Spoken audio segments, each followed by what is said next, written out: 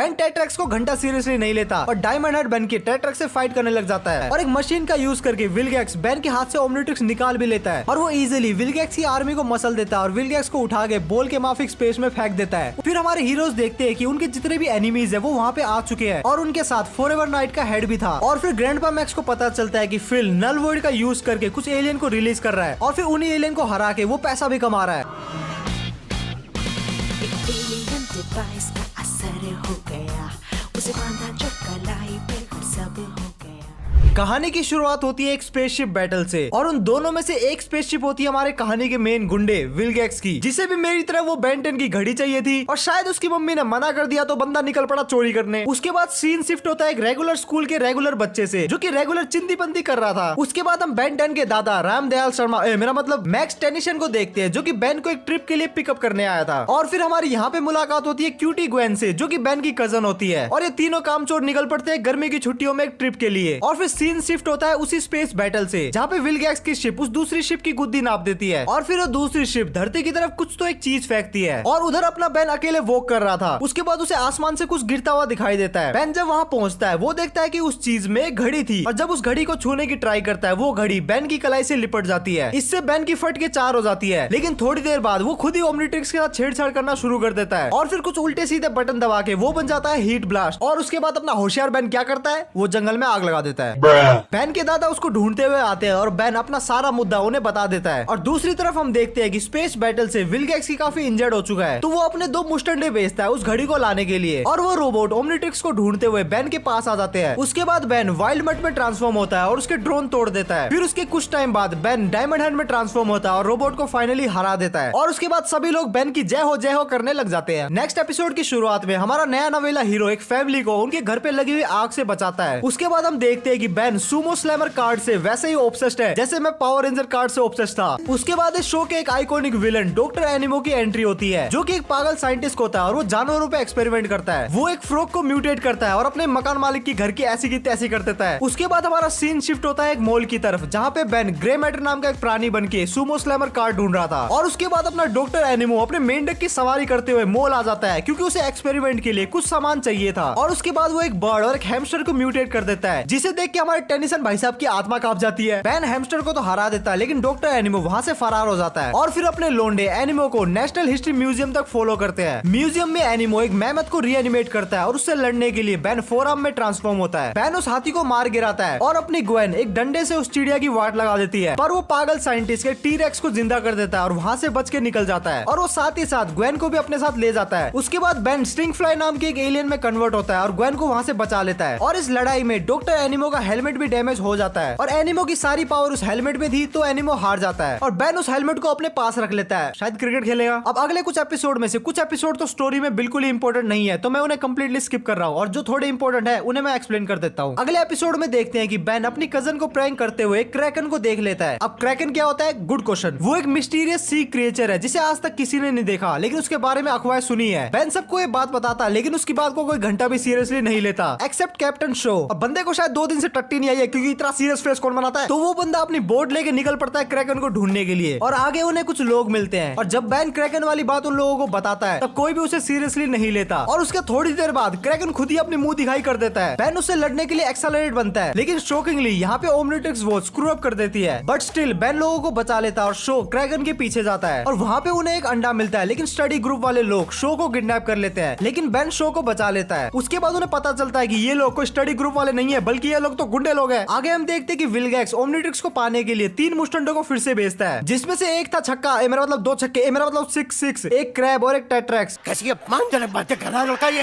ये तीनों अर्थ पे आते ही सबसे पहले उस जगह पे जाते हैं जहाँ पे बेन ने अपनी लास्ट ओमनिट्रिक्स यूज की थी और फिर वहाँ जाते ही तीनों में राड़ा मच गया कि इस टीम को कौन लीड करेगा और फिर तीनों ही अलग अलग ओमनिट्रिक्स को ढूंढने निकल पड़ते हैं। और फिर सीन शिफ्ट होता है अपनी हीरो गैंग की तरफ जहाँ पे बेन ग्वेन की फिरकी लेने के लिए ओमनिट्रिक्स का यूज कर रहा था और जैसे ही बेन ने ओमनिट्रिक्स का यूज किया मुस्टंडो को बेन की एग्जैक्ट लोकेशन मिल गई। सबसे पहले क्रैब की वाट लगती है और 6-6 रस्ट बकेट की हालत पतली कर देता है और 6-6 और क्रैब दोनों ही बेन का पीछा करते हैं और तभी वहाँ पे टेट्रैक्स आ जाता है और वो दोनों ही चोरों की गुद्दी नाप देता है और बेन को अपने साथ ले जाता है और वो बेन को बताता है कि वो ओमनीट्रिक्स तो लेने आया है लेकिन वो विलगैक्स को देने के लिए नहीं, क्योंकि वो यूनिवर्स का सबसे पावरफुल वेपन एक नासमझ बच्चे और एक विलन के हाथ में नहीं पड़ने दे सकता। बेन टेट्रैक्स को घंटा सीरियसली नहीं लेता और डायमंड हेड बेन की टेट्रैक्स से फाइट करने लग जाता है, लेकिन वो बंदा बेन की 2 मिनट में हेगड़े निकाल देता है और फिर वो रिवील करता है कि वो भी डायमंड हेड स्पीशीज का ही आदमी है। तभी वो दोनों गुंडे ग्वेन और मैक्स को पकड़ के बेन के पास आ जाते हैं और इस बार बेन ताकत का इस्तेमाल ना करके दिमाग का इस्तेमाल करता है और वो ग्रे मैटर में ट्रांसफॉर्म होता है और टेट्रैक्स के साथ मिलके वो दोनों नल्ले बेरोजगार बाउंटी हंटर्स को हरा देता है। उसके बाद टेट्रैक्स बेन से इंप्रेस हो जाता है और उसे लगता है कि शायद ओमनीट्रिक्स सही हाथों में ही है और फिर वो वहां से चला जाता है। उसके बाद हमें विलगैक्स दिखाया जाता है जिसका मूड और भी खराब हो चुका है और शायद अब वो खुद लड़ने के लिए आ रहा है, लेकिन विलगैक्स से पहले इस शो का एक और इम्पोर्टेंट विलन केविन 11 तो आना बाकी है। उसके बाद हम देखते हैं कि बेन और उसकी गैंग को एक होटल से लात मार के निकाल दिया गया है और उसके बाद बेन और मैक्स के बीच में एक पारिवारिक सी लड़ाई होती है जिसमें बेन बहुत ही ज्यादा मीन बातें कर देता है और वो वहां से चला जाता है और उसके बाद वो मिलता है केविन नाम के एक लड़के से जिसके पास इलेक्ट्रिक पावर होती है और फिर वो दोनों दोस्त बन जाते हैं। उसके बाद केविन बेन को अपने घर लेके जाता है, घर तो क्या झोपड़ी में लेके जाता है और फिर केविन बेन को वहाँ अपनी दर्दनाक कहानी बताता है कि वो यहाँ पे अकेला रहता है और उसके माँ बाप ने उसे छोड़ दिया था क्योंकि केविन नॉर्मल बच्चों की तरह बिल्कुल नहीं था। उसके बाद वो दोनों एक वेयर हाउस में घुसते हैं ताकि वो सूमो स्लैमर गेम चुरा सके। उसके बाद वहाँ पे पुलिस आ जाती है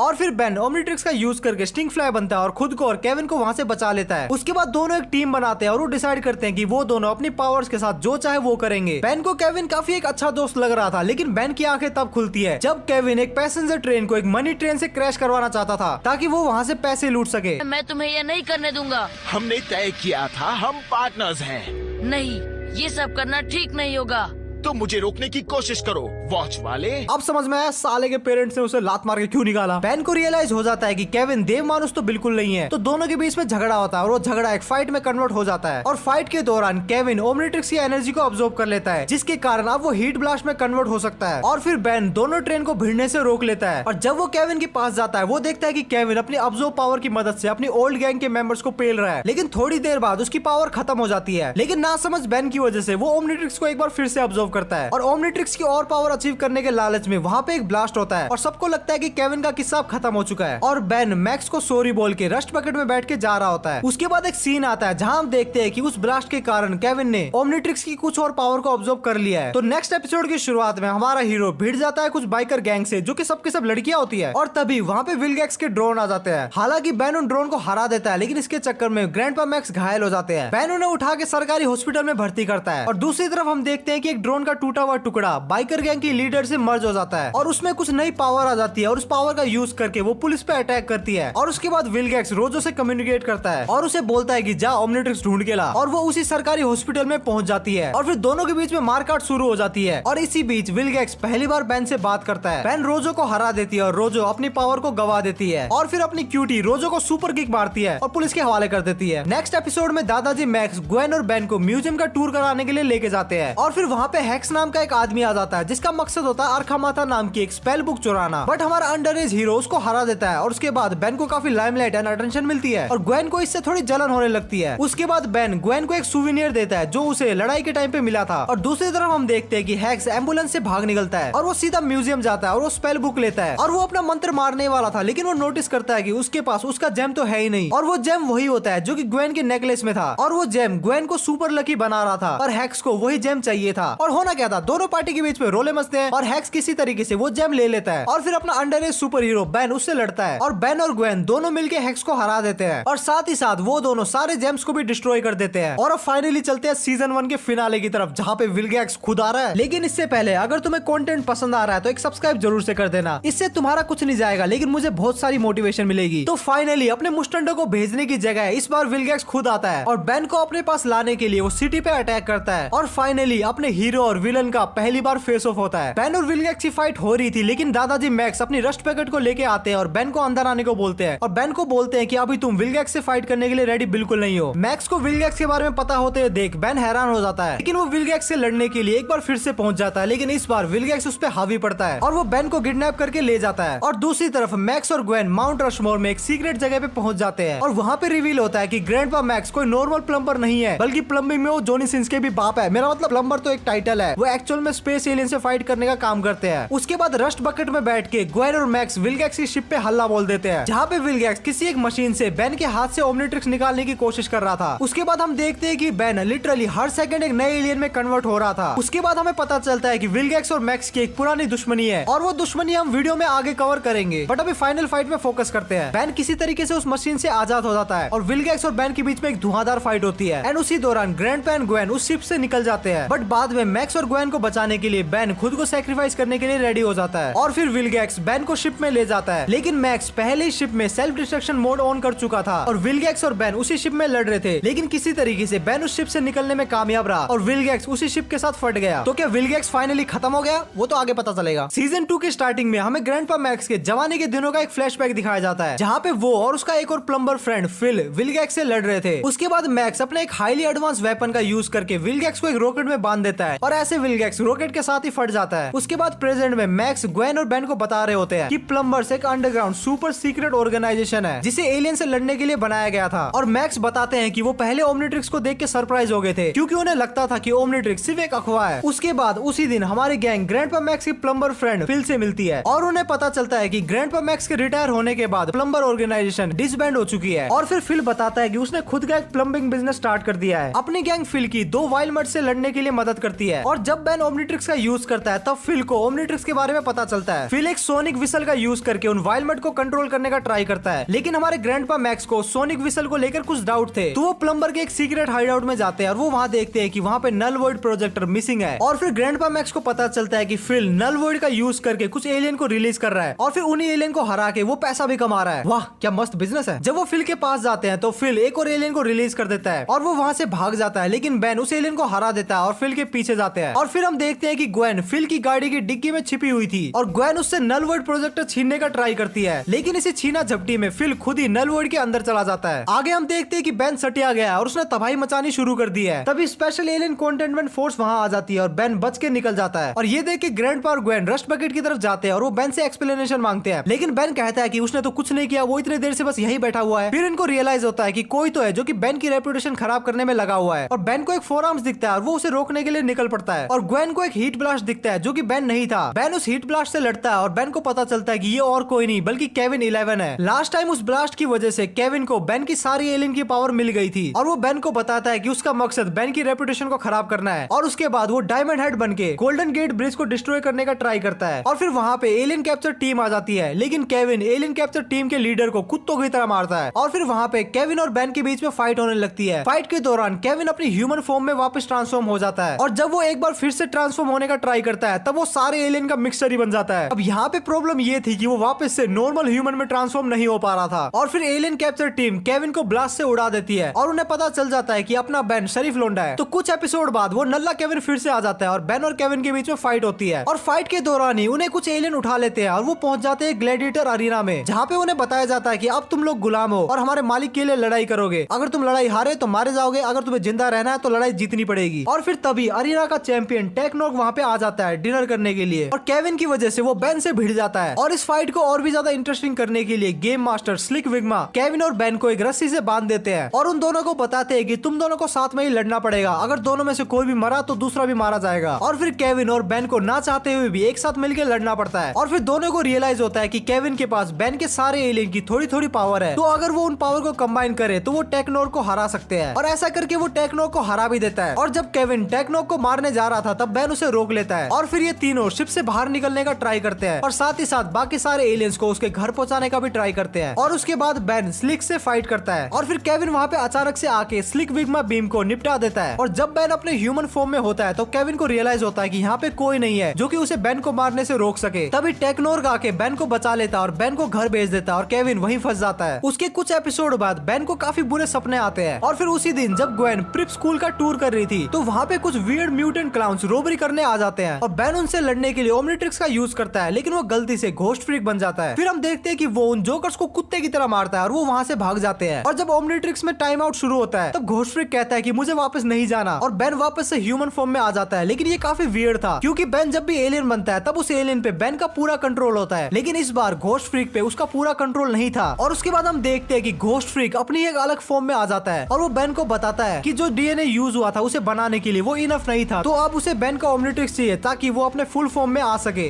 अपना असली रूप दिखा सकता हूँ।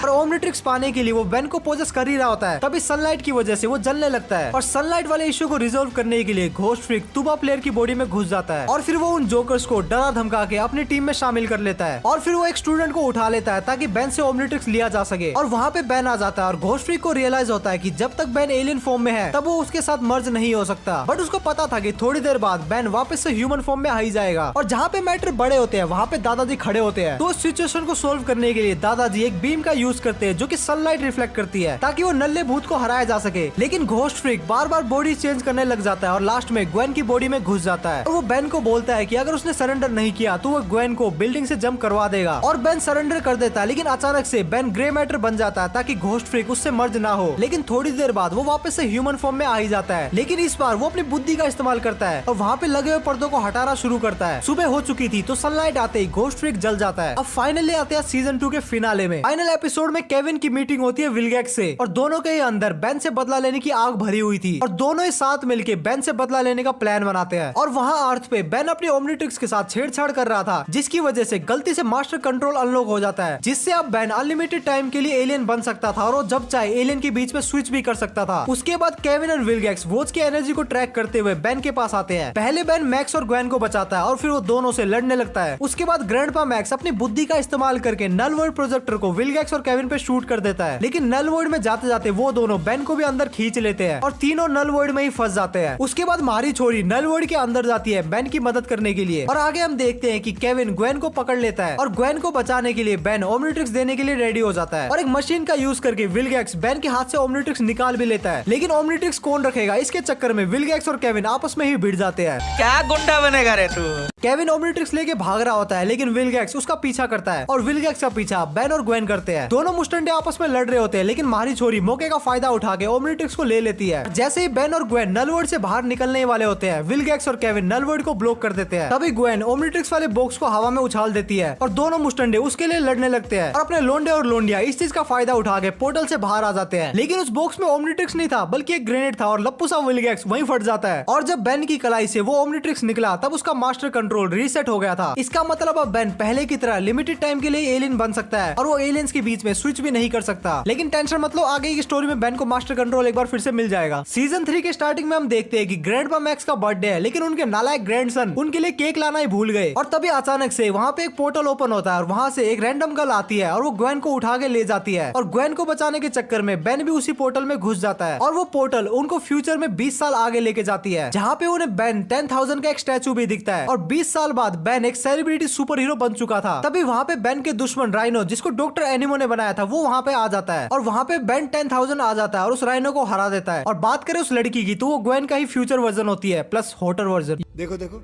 दरिंदगी चेहरे से टपकती है, नंबर 1 का कमीना है। और फ्यूचर ग्वेन मैजिक यूज कर सकती थी और उन्हें वहाँ पे पता चलता है कि यहाँ पे डॉक्टर एनिमो ने आतंक मचा के रखा है और उससे निपटने के लिए उन्हें बेन 10 चाहिए था और इसीलिए ओल्डर ग्वेन ने यंगर ग्वेन को किडनैप किया क्योंकि उन्हें पता था उसके पीछे बेन 10 आ ही जाएगा। और फिर हम फ्यूचर ग्रैंडपा को देखते हैं, मतलब ये बुढ़ा 20 साल बाद भी जिंदा रहेगा। और फिर वो सब डॉक्टर एनिमो के अड्डे पे जाते हैं जहाँ पे वो देखते हैं कि अपने आलू एक्सपेरिमेंट की वजह से अब उसकी बॉडी गोरिल्ला और सर पे कोई तो बाल्टी बाल्टी हो चुकी है। और फिर अपना बेन 10,000 अपने बेन 10 को बांध के डॉक्टर एनिमो से अकेला लड़ता है लेकिन एनिमो वहाँ से भाग जाता है। फिर वहाँ पे आता है एक ट्विस्ट, हम देखते हैं कि एनिमो विलगैक्स को जिंदा कर रहा है और फिर विलगैक्स अपने दोनों बेन 10 के साथ लड़ता है और दोनों ग्वेन और ग्रैंडपा मैक्स एनिमो के साथ लड़ते हैं। और हम ये भी देखते हैं कि फ्यूचर ग्रैंडपा का हाथ अब हाथ नहीं बल्कि हथौड़ा है, मतलब वो बकी बन चुका है, उसका हाथ लोहे का है। रोबोटिक हैंड होने का फायदा तो है मेहनत नहीं करनी पड़ती, खुद ही हिला देता है। असली है ये लोना। दोनों बैन मिलके विलगैक्स की गुद्दी चटका देते हैं और वो एक पूल में गिर जाता है और फ्यूचर बैन ये बदसूरत एलियन बनता है और उसे वहीं जमा देता है। और उसके दूसरी ओर ग्वेन और ग्रैंडपा एनिमो को भी हरा देते हैं और जीत की खुशी में वो फ्यूचर ग्रैंडपा का बर्थडे सेलिब्रेट करते हैं। और जब बेन और ग्वेन अपने टाइम में वापस जा रहे होते हैं तभी बेन 10,000 उन्हें एक बर्थडे केक देता है और वो प्रेजेंट में जाके प्रेजेंट के ग्रैंडपा के साथ सेलिब्रेट करते हैं। अगले एपिसोड में एक बहुत ही क्यूटी विलन चार्मकैस्टर की एंट्री होती है जो कि बेन के साथ बॉडी स्विच करके ओमनिट्रिक्स हथियाने का प्लान करती है, बट वो एक्सीडेंटली बेन के साथ नहीं बल्कि ग्वेन के साथ बॉडी स्विच कर लेती है। और अब ग्वेन की आत्मा चार्मकैस्टर की बॉडी में थी, वाइस वर्सा। तो चार्मकैस्टर जिसके अंदर ग्वेन की बॉडी थी उसको पुलिस पकड़ के ले जाती है और चार्मकैस्टर बेन के साथ रहती है ताकि वो ओमनिट्रिक्स को हथिया सके। उधर हम देखते हैं कि जेल से से ग्वेन भाग जाती है और वो बेन के पास आती है और फिर चार्म कैस्टर एक बार फिर से वही सेम स्पेल यूज करने का ट्राई करती है, लेकिन इस बार चार्म कैस्टर अपनी बॉडी में तो आ जाती है, लेकिन बेन और ग्वेन आपस में बॉडी स्वैप कर लेते हैं। अब बेन जिसके अंदर ग्वेन की आत्मा थी उसे ओमनिट्रिक्स यूज करना नहीं आता था, तो फिर चार्म कैस्टर उन दोनों को इजीली किडनैप कर लेती है और वो सेम स्पेल यूज करने का ट्राई करती है, लेकिन इस बार ग्वेन एस्केप कर लेती है और वो ओमनिट्रिक्स का यूज करके कैनन बोल्ट बनती है। बट चार्म कैस्टर एक बार फिर से बॉडी स्विच स्पेल करने का ट्राई करती है, तभी बेन उसको उसके बबल से लात मार के गिरा देता है और फिर बेन और ग्वेन वापस से अपनी बॉडी स्विच कर लेते हैं। अब दोनों नॉर्मल हो गए थे, तो बेन हमेशा की तरह इसको हरा देता है और चार्म कैस्टर की स्पेल बुक ग्वेन रख लेती है और वो मैजिक सीखना शुरू कर देती है। नेक्स्ट एपिसोड में हम देखते हैं कि ग्रैंडपा मैक ग्वेन और बेन के साथ अपने लंगोटिया प्लम्बर यार्ड से मिलने के लिए जाते हैं, जिसका नाम होता है वेस्ट, जो कि नवाजो नेटिव अमेरिकन ट्राइब का मेंबर होता है और उसकी एक बेटी भी होती है काई, और काई पे हमारे बेन का दिल आ जाता है। बेन काई को इम्प्रेस करने ही वाला था, तभी उसकी लव लाइफ पे एक पर्पल बिजली आके गिरती है और कुछ तो वुल्फ जैसा दिखने वाला प्राणी वहाँ पे आ जाता है और उसके बाद वहाँ पे फ्लड आ जाता है और बेन काई को बचा लेता है और वो वुल्फ एक सैटेलाइट चुरा के ले जाता है और हमारे हीरोज उसका पीछा करते हैं और वहाँ पे जो हाथापाई होती है उसमें वुल्फ ओमनिट्रिक्स को स्लैश कर देता है और वहाँ से भाग जाता है और फिर उसके बाद से बेन के साथ अजीबोगरीब चीजें होने लगती है, वो एक वुल्फ बनने लगता है और अगर अब बेन को नॉर्मल करना है तो उसके लिए उनको एक मैजिकल पेंडेंट चाहिए और साथ ही साथ वो वुल्फ भी, और जब उन्हें वो वुल्फ मिलता है और वो पेंडेंट बेन पे यूज करते हैं तो बेन नॉर्मल नहीं होता और तब उन्हें पता चलता है कि उस वुल्फ का डीएनए ओमनिट्रिक्स में रजिस्टर हो गया है और बेन और वो वुल्फ आपस में फाइट करते हैं और बेन उस वुल्फ को हरा देता है। और अगर बात करें उस वुल्फ ने उस सैटेलाइट क्यों चुराया, तो उसका खुलासा इस एपिसोड में नहीं किया जाता, लेकिन आगे जरूर होगा, तो वीडियो का एंड तक जरूर देखना। और अपने लोंडे लोग न्यूज में देखते हैं कि उसी पर्पल बिजली के कारण नासा का स्पेस शटल प्रोग्राम कैंसिल हो चुका है और फिर वो इस मुद्दे को गहराई से समझने के लिए नासा पहुंच जाते हैं और मैक्स के एक ओल्ड फ्रेंड की मदद से उन सबको नासा में एंट्री मिल जाती है। वहाँ पे डॉक्टर विक्टर नाम का एक आदमी था जो कि बेन के ओमनिट्रिक्स को नोटिस कर लेता है और वो उसको बोलता है कि इन सबको बाहर निकालो। तुम्हें यहाँ नहीं आना चाहिए।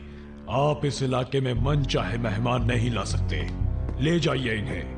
इनकी प्रॉब्लम क्या है? मैक्स का दोस्त मैक्स को बाहर निकलने की बोलता है, लेकिन ये बुढ़ा सुनता किसकी है, ये चोरी छुप के कंट्रोल रूम में घुस जाता है और फिर हम देखते हैं कि मम्मी और वेयरवुल्फ भी वहाँ पे आ जाते हैं और वो मैक्स के दोस्त को कैप्चर कर लेते हैं और डॉक्टर विक्टर वुल्फ को बेन के पीछे भेजता है और मैक्स कंट्रोल रूम में एक फुटेज देख के पता लगा लेता है कि उस पर्पल लाइट में डॉक्टर विक्टर का ही हाथ है और दूसरी तरफ बेन का सामना वेयरवुल्फ से होता है और बेन उसे किसी तरीके से हरा देता है और फिर बेन, ग्वेन और मैक्स साथ में आते हैं और इन्वेस्टिगेशन करने निकल पड़ते हैं और तभी वेयरवुल्फ और मम्मी उन तीनों पे अटैक कर देता है और बेन कैनन बोल्ट बन के उन दोनों को बचाता है और फिर डॉक्टर विक्टर अचानक से बेन पे पर्पल लाइट से अटैक कर देता है और विक्टर फ्रैंकेस्टाइन में ट्रांसफॉर्म हो जाता है और बेन का टाइम आउट हो चुका था तो वो ह्यूमन फॉर्म में वापस आ जाता है और ग्वेन अपनी मैजिक की मदद से सबको बचाती है और फिर हम देखते हैं कि विक्टर, वेयरवुल्फ और मम्मी तीनों कहीं पे चले जाते हैं और फिर मैक्स बेन को बताता है कि शायद वो कोरिडियम को शिप में ले जाएंगे और फिर बेन उन तीनों का पीछा करते हैं और मैक्स और ग्वेन कोरिडियम की प्रॉब्लम को सोल्व करने के लिए प्रोटेक्शन सूट पहन के शिप में जाते हैं। वहाँ पे दूसरी तरफ बेन और विक्टर में फाइट स्टार्ट होती है और विक्टर बेन को कुत्ते की तरह पीट रहा होता है और साथ ही साथ स्पेसशिप को लॉन्च कर देता है जिसके अंदर ग्वेन और मैक्स है और इसके अलावा वो एक एक्सपेरिमेंट करता है और घोस्ट फ्रीक को रेजरेक्ट कर देता है और फिर हमें पता चलता है कि घोस्ट फ्रीक ही डॉक्टर विक्टर का मास्टर है और इस सारे प्लान के पीछे उसका ही हाथ था। और दूसरी तरफ ग्वेन और मैक्स आउटर स्पेस में पहुंच जाते हैं और मम्मी भी उनके साथ ही आती है। बेन वापस से ह्यूमन में ट्रांसफॉर्म होता है और विक्टर उसको पकड़ लेता है ताकि घोस्ट फ्रीक बेन के साथ मर्ज हो सके और ओमनिट्रिक्स पे कंप्लीट कंट्रोल पा सके, लेकिन बेन उनके हाथ में नहीं आता और बेन ग्रे मैटर में ट्रांसफॉर्म हो जाता है और घोस्ट फ्रीक उसके ह्यूमन फॉर्म में वापस आने का वेट करता है और इसी दौरान बेन को उनका मास्टर प्लान पता चलता है और वो मास्टर प्लान वो मैक्स को बताता है। उनका प्लान होता है कि वो न्यू मैक्सिको से कोरिडियम बीम आसमान की तरफ लॉन्च करेंगे और वो सैटेलाइट में टकरा के वापस से अर्थ पे टकराएगी जिससे अर्थ के सारे लोग म्यूटेंट बन जाएंगे और फिर मम्मी ग्वेन और मैक्स पे अटैक कर देती है और उन्हें स्पेस से बाहर फेंक देती है। वहीं बेन विक्टर और घोस्ट फ्रीक से किसी तरीके से निपटता है और अपग्रेड बन के स्पेस शटल का कंट्रोल लेता है और वो ग्वेन और मैक्स को बचाने निकल पड़ता है, लेकिन उसके पीछे डॉक्टर विक्टर भी आता है बट बेन उसे किसी तरीके से मैनेज कर लेता है और ग्वेन और मैक्स एक बार फिर से शिप में वापस आ जाते हैं। तभी घोस्ट फ्रीक कोरिडियम बीम को प्रोजेक्ट करने लगता है जिससे अर्थ के सारे लोग म्यूटेंट बनना शुरू होते हैं। तभी ग्वेन अपने मैजिक का यूज करके विक्टर से निपट लेती है और बेन विक्टर के डीएनए से मिले एलियन से घोस्ट फ्रीक से लड़ता है और मैक्स शिप को कंट्रोल करने का ट्राई करता है। तभी वहाँ पे विक्टर आ जाता है और मैक्स विक्टर को रोकते हुए सैटेलाइट डिस्क को डिस्ट्रॉय कर देता है जिसकी वजह से कोरिडियम बीम का प्रोजेक्शन बंद हो जाता है और अर्थ के सारे लोग नॉर्मल होना शुरू होते हैं। डॉक्टर विक्टर बेन की तरफ एक प्रोजेक्ट बीम मारता है जिसकी वजह से कुछ तो ब्लैक होल जैसा क्रिएट होना शुरू हो जाता है और विक्टर उसी होल में खींचा चला जाता है और तभी घोस्ट फ्रीक शिप का सेल्फ डिस्ट्रक्शन मोड ऑन कर देता है बट बेन और ग्वेन किसी तरीके से एस्केप कर लेते हैं और वो नीचे गिरने लग जाते हैं और ग्रैंडपा मैक्स एक शिप लेके आते हैं और उन्हें बचा लेते हैं और वहाँ पे घोस्ट फ्रीक आ जाता है और वो ओमनिट्रिक्स लेने का ट्राई करता है, लेकिन मैक्स अपनी बुद्धि का इस्तेमाल करके शिप को सन की तरफ मोड़ देता है और सूरज की वजह से घोस्ट फ्रीक डिस्ट्रॉय हो जाता है और साथ के साथ शिप भी डिस्ट्रॉय होना शुरू होती है बट बेन कैनन बोल्ट बन के सबको बचा लेता है और फिर बेन देखता है कि एक बार फिर से ओमनिट्रिक्स में घोस्ट फ्रीक का डीएनए आ गया है। और अब फाइनली चलते हैं इस सीजन के फाइनल एपिसोड की तरफ। इस एपिसोड में एक एलियन गर्ल की एंट्री होती है जो कि ओमनिट्रिक्स को ढूंढ रही थी। उसके बाद बेन और उस लड़की की लड़ाई होती है। तभी ग्रैंडपा वहाँ पे आ जाते हैं और फाइट रुक जाती है और ग्रैंडपा बोलते हैं कि अरे ये तो मेरी पुरानी सेटिंग है। और तब रिवील होता है कि एपिसोड 1 में विलगैक्स जिस स्पेसशिप को मार रहा था उस स्पेसशिप में ये एलियन औरत थी और उसने ही ओमनिट्रिक्स को धरती की तरफ भेजा था और ये ओमनिट्रिक्स ग्रैंडपा मैक्स के लिए ही भेजा गया था, ना कि बेन के लिए।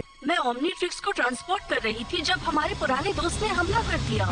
और अमानत के तौर पर उसे नीचे वाले प्लेनेट में भेज दिया। मैक्स और शाइलेन का मिलाप चल ही रहा था, तभी उन पे विलगैक्स का ड्रोन अटैक कर देता है। ये लोग उस ड्रोन को हरा देते हैं, लेकिन उसके कुछ टाइम बाद एक रोबोट आता है जो कि मैक्स को किडनैप कर लेता है। फिर बेन शेलिन और ग्वेन के साथ मिलके मैक्स को बचा लेते हैं और शेलिन को भी लगता है कि शायद बेन ओमनिट्रिक्स के लायक ही है, तो वो बेन को ओमनिट्रिक्स रखने देती है और जाते वक्त वो मैक्स को इन्वाइट करती है अपने साथ जाने के लिए, लेकिन मैक्स उसे मना कर देता है और बेन और ग्वेन के साथ ही रहता है। अब अपने पॉपकॉर्न लेके आ जाओ, क्योंकि अब मैं तुम्हें काफी इंटरेस्टिंग मूवी के बारे में बताने वाला हूँ जो कि स्टोरी में बिल्कुल ही रेलेवेंट है। सीक्रेट ऑफ ओमनिट्रिक्स मूवी की शुरुआत में हम देखते हैं कि डॉक्टर एनिमो ने ग्वेन और मैक्स को किडनैप करके रखा है और उसके पास एक डीएनए न्यूक है जिसको वो एटमॉस्फेयर में रिलीज करके सबको म्यूटेंट बनाना चाहता है। बेन हीट ब्लास्ट में ट्रांसफॉर्म होकर उसे रोकने का ट्राई करता है और वो थोड़ी लड़ाई के बाद डॉक्टर एनिमो की गुद्दी भी बजा देता है, लेकिन जब वो डीएनए न्यूक वाली मशीन को बंद करने का ट्राई करता है तब उसमें से एक ब्लास्ट निकलता है और उस ब्लास्ट की वजह से ओमनिट्रिक्स में कुछ तो एक गड़बड़ होती है और उसी रात टेट्रैक्स धरती पे आता है और वो बेन को बताता है कि उसे ओमनिट्रिक्स से सेल्फ डिस्ट्रक्शन मोड ऑन होने का सिग्नल आया है, इसलिए वो धरती पे ओमनिट्रिक्स की प्रॉब्लम को सोल्व करने के लिए आया है। और वो बेन को बताता है कि अगर ओमनिट्रिक्स सेल्फ डिस्ट्रक्ट हो गई तो बेन भी मर जाएगा और इसको रोकने के लिए उन्हें ओमनिट्रिक्स के क्रिएटर के पास जाना पड़ेगा और उसे नहीं पता कि एजमत कहाँ है, तो उनके पास सिर्फ 4 ही दिन है एजमत को ढूंढ के इस सेल्फ डिस्ट्रक्शन को रोकने के लिए। और टेट्रैक्स कहता है कि वो ओमनिट्रिक्स में एजमत के डीएनए की मदद से उसकी लोकेशन का पता लगा लेंगे और बेन और टेट्रैक्स स्पेसशिप में बैठ के एजमत की तलाश में निकल पड़ते हैं, लेकिन उन्हें नहीं पता था कि ग्वेन भी चोरी छिपके उनके पीछे आ गई है। और दूसरी तरफ हम देखते हैं कि विलगैक्स नल वर्ल्ड से निकल चुका है और दूसरी तरफ हमारी गैंग को पता चलता है कि एजमत कोई तो एक प्रिजन प्लेनेट में है और वहाँ पे उन्हें विलगैक्स की प्रजाति की एक फीमेल औरत मिलती है जो कि उन्हें बताती है कि ओमनिट्रिक्स को बनाने में उसने एजमत की हेल्प की है और वॉच को बनाने के बाद उसको प्रॉपर क्रेडिट नहीं मिला, जिसकी वजह से उसने वॉच में एजमत के डीएनए की बजाय अपना डीएनए डाल दिया था। बट अच्छी बात ये है कि उसे एजमत का पता है और वो ये भी बताती है कि ओमनिट्रिक्स का सेल्फ डिस्ट्रक्शन मोड सिर्फ बेन की ही जान नहीं लेगा बल्कि वो पूरे यूनिवर्स को तबाह कर देगा। अब सिचुएशन काफी सीरियस थी क्योंकि बेन की जान और पूरे यूनिवर्स की गा एजमत के हाथ में थी। ये जो मैंने गा बोला ना उसके बाद वो बीप वाला